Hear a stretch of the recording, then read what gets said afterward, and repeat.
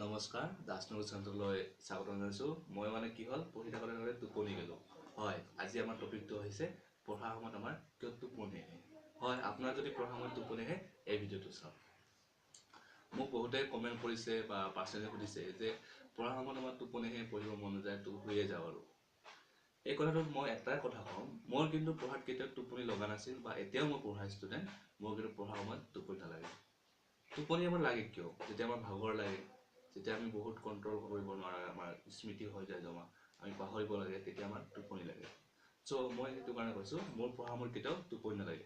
যদি মোৰ টোপনি লাগিছে মই শুয়ে দিওঁ মানে, সেইটো কথা। চ' আপোনালোকক মই এটাই ৰিকুৱেষ্ট কৰিছোঁ, যদি আপোনাৰ পঢ়া সময়ত টোপনি লাগিছে আপুনি শুই দিয়ক, সেইটো কথা।